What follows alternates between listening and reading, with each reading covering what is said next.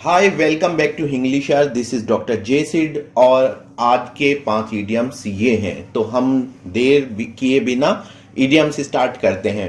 तो पहला इडियम है आज का लेट अलोन। लेट अलोन का मतलब होता है की तो बात छोड़ो या की तो बात क्या, रही बात दूर।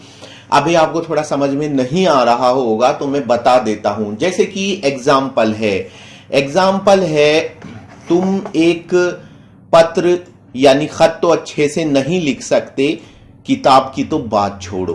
तो आपको इसे इस्तेमाल करना है। तो आप कैसे कहेंगे? तो इसकी इंग्लिश बनाने में तो आपको शायद कोई प्रॉब्लम नहीं है। जो पहला हिस्सा है, तुम एक खत तो अच्छे से नहीं लिख सकते, you can not write a letter properly, ये तो आपने लिख दिया।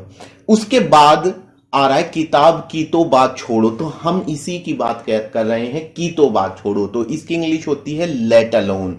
तो let alone a book.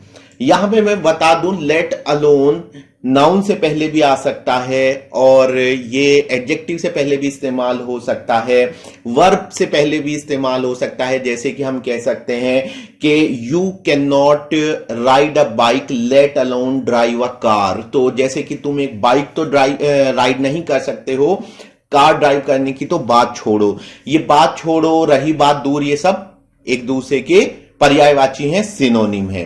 Next जो हमारा इडियम है वो है किक अप अ फस। तो किक अप अ फस मीनिंग है बखेड़ा करना या हंगामा करना। मतलब कहने का यह है कि जब आप किसी बात को थोड़े बड़े लेवल पर और जोर जोर से बोलते हैं और सबको पता लग जाए, तो हम कहते हैं कि ये हंगामा करने की जरूरत नहीं है, बखेड़ा करने की जरूरत नहीं है।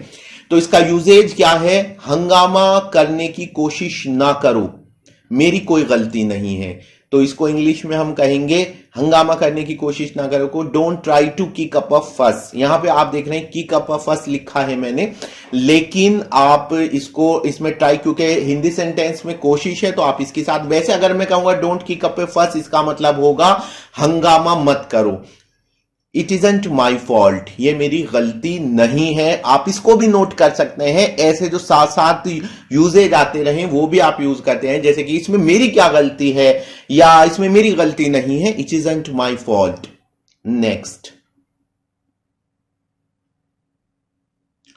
नेक्स्ट है ए बिग डील।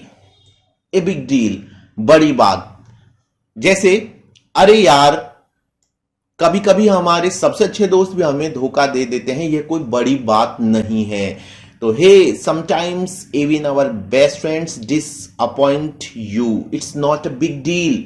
तो इसमें कहने का मतलब है कि जो हमारे सबसे अच्छे दोस्त होते हैं वो भी हमें धोखा दे सकते हैं। Sometimes even your best friends can disappoint you, it's not a big deal. यानी कहने का मतलब ये है कि आपके सबसे अच्छे दोस्त भी आपको धोखा दे सकते हैं, ये कोई बड़ी बात नहीं है। इसके मैंने कुछ और एग्जाम्पल भी दे दिए हैं ताकि आपको बात अच्छे से समझ में आ जाए। जैसे कि is it really a big deal, क्या ये वाकई कोई बड़ी बात है? Is it really too big a deal, क्या ये वाकई इतनी बड़ी बात है?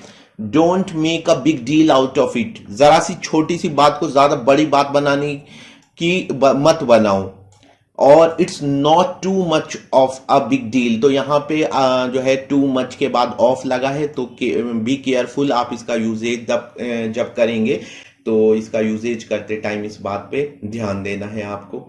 तो ये आप इनको इस्तेमाल कर सकते हैं। मैं हिंदी मतलब फिर से बता देता हूं कि क्या वाकई ये एक बड़ी बात है, क्या ये वाकई इतनी बड़ी बात है। Don't make a big deal out of it, इस बात को बड़ी बात बनाने मत बनाओ। It's not too much of a big deal, ये कोई इतनी ज्यादा बड़ी बात नहीं है।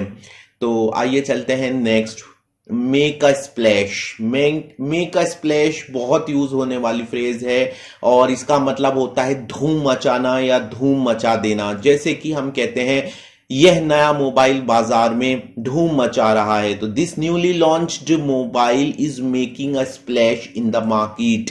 तो ये नया मोबाइल मार्केट में धूम मचा रहा है। और इसके बाद जो हमारा नेक्स्ट है वो है mark my words. Mark my words को हम कहते हैं, जैसे हम बोलते हैं ना मेरी बात याद रखना, ऐसे हो जाएगा मेरी बात याद रखना।